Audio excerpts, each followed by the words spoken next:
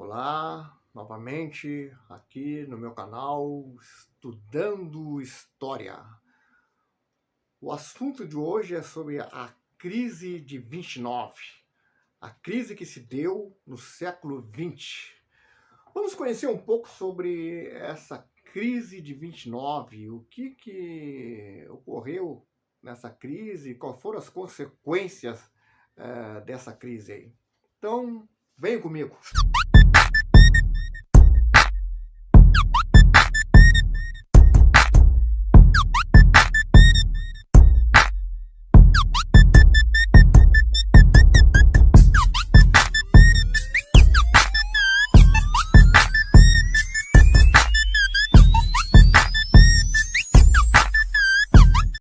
Depois da Primeira Guerra, os Estados Unidos tornaram-se o país mais rico do planeta. Os anos 20 foram de euforia econômica. Em 1929, porém, a Bolsa de Valores de Nova York sofreu uma quebra e o mundo mergulhou na pior crise da história do capitalismo. Foi a época da Grande Depressão provocada pela superprodução de mercadorias. Imagina, né, você produzir muitas e muitas mercadorias e não ter para quem vender, né? Não havia consumidor suficiente, porque o capitalismo ele foi capaz, né, de produzir tanta riqueza, mas não foi capaz de acabar com a desigualdade social, com a miséria. Aí não havia gente para consumir, tinha muitos produtos sendo fabricados e não tinha gente para comprar. A solução foi abandonar o liberalismo econômico. O Estado passou a intervir fortemente na economia. Seguindo as ideias do economista Keynes, o plano de recuperação dos Estados Unidos ficou conhecido como New Deal, imitado por vários países do mundo. Por que havia crise? Porque havia falência, desemprego, misérias, fome, até mesmo nos Estados Unidos, o país mais rico do mundo.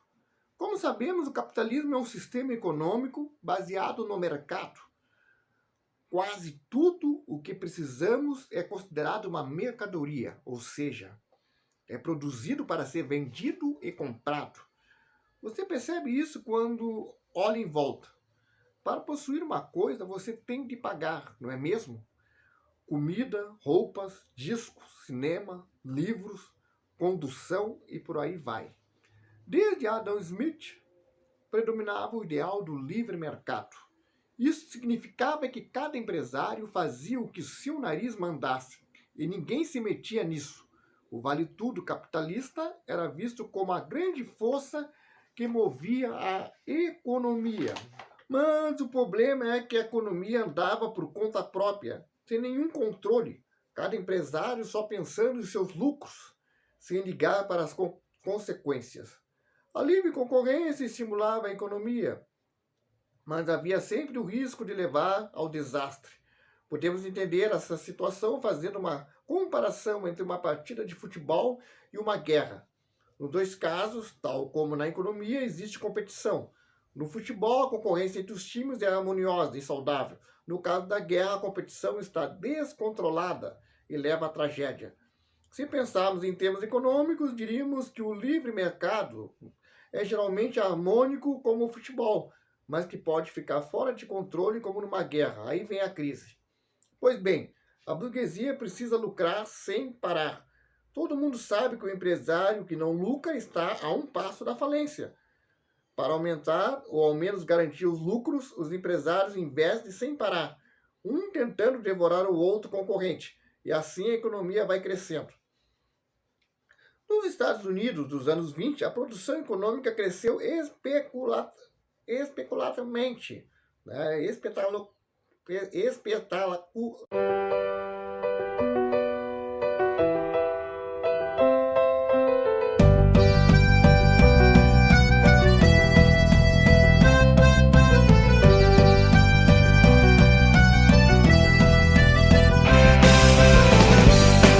Todavia, grande parte dos trabalhadores ainda vivia muito mal. Nas grandes cidades norte-americanas, as famílias operárias entulhavam-se em cortiços imundos ou favelas, recebendo salários mais nojentos que ratos, baratas e esgoto. A distribuição de renda era muito injusta. As famílias mais ricas, juntas, detinham mais da metade da riqueza de todo o país. Os operários norte-americanos lutavam por seus direitos. O governo, porém, muitas vezes estava ao lado dos patrões. Os anarquistas e comunistas eram perseguidos furiosamente e poderiam até ser executados na cadeira elétrica, acusados de causarem baderna. Puxa, se havia então milhões de pobres nos Estados Unidos, como é que eles poderiam comprar as mercadorias que as empresas produziam sem parar? Pois é, galera, simplesmente não iriam comprar. E foi o que aconteceu. Como a economia se desenvolvia sem nenhum controle, nenhum planejamento, acabou se tornando caótica. Chegou um momento em que a produção superou a capacidade de consumo da sociedade, trocando em miúdos. Havia mais produtos do que gente podendo comprá-los. Eis então a causa básica da crise de 29, a superprodução de mercadorias. As indústrias investiam milhões de dólares produzindo coisas que o povo não tinha dinheiro para adquirir. Milhões de operários ganhavam mal. Os produtos ficavam encalhados nas prateleiras das lojas ou nos depósitos das empresas. Os empresários começaram a despedir, os empregados, porque não valia a pena produzir o que não seria vendido. A coisa piorava, pois se a pessoa está desempregada, aí mesmo que sem dificuldade, que tem dificuldade para comprar, não é mesmo? Sinistro. A crise da superprodução levava ao desemprego. Com o desemprego, o consumo era menor ainda. Com o consumo menor, mais crise, mais desemprego e assim por diante. Um ciclo infernal que quase parou a economia dos Estados Unidos. Quando as primeiras empresas começaram a falir, os investidores se assustaram e tentaram vender suas ações na bolsa. Todo mundo apavorado, ninguém queria comprar, e aí veio o crack. Caramba, mas não havia ninguém para impedir isso tudo? Ninguém percebia o abismo da superprodução pela frente? Ninguém tentou controlar a queda da bolsa? Pois era aí que estava o nó da questão. Ninguém pedia porque imperava o livre mercado. Todos acreditavam que se alguém intervisse sobre a economia, então aí é que as coisas piorariam mesmo. Para resumir, a superprodução e o livre mercado causaram a crise. O problema era gravíssimo. Como é que ia solucioná-lo? Esse grande problema. Aí que vem a intervenção do Estado. Teve que vir a intervenção do Estado.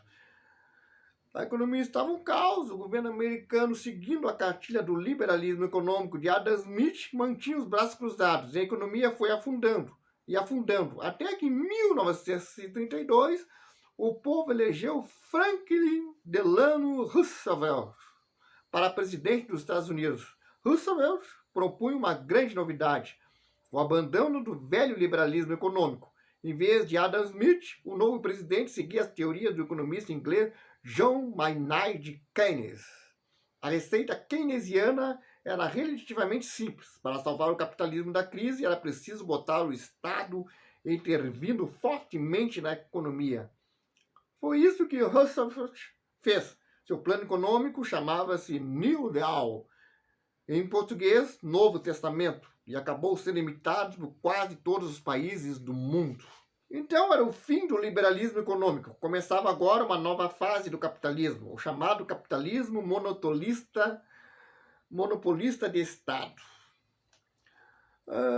Então, vamos ver agora as medidas que o governo americano adotou no plano de recuperação, o New Deal. Em primeiro lugar, o governo tentou planejar um pouco a economia, ou seja, em vez de deixar o mercado naquele caos absoluto, o Estado passou a vigiá-lo de perto, disciplinando os empresários, corrigindo os investimentos, arriscando, fiscalizando as loucuras especulativas na Bolsa de Valores. Outra medida fundamental foi a criação de um vasto programa de obras públicas. O governo americano criou empresas estatais e também contratou empresas privadas para fazer estradas, praças, barragens, canais de irrigação, escolas públicas, etc. Perceba a utilidade dessas obras. Por exemplo, o governo encomendava a construção de uma ponte. Para fazer a ponte, a empreiteira necessitava comprar cimento, vigas de aço, pedras, máquinas, etc. Ou seja, as fábricas de cimento, de vigas de aço, etc., voltavam a vender sua produção. Note também que, ao fazer a obra pública, o governo também está arrumando emprego para milhões de trabalhadores. Gente empregada que pode voltar a consumir. O interessante é que, apesar da economia voltar a funcionar, não existe superprodução. Afinal, as pontes, estradas e hidrelétricas eram encomendadas pelo Estado. As empresas não ficavam encalhadas sem vender. Uniu de algo e leis sociais que protegiam os trabalhadores e os desempregados. No começo, esse ponto foi rejeitado por muitos empresários. Sem entender direito, eles chegavam ao absurdo de acusar Roosevelt de ser comunista. Que absurdo, né? Que tolice. Na verdade, o Roosevelt era um homem que via longe. Percebeu que para salvar o capitalismo da crise era necessário assegurar um consumo mínimo por parte dos trabalhadores.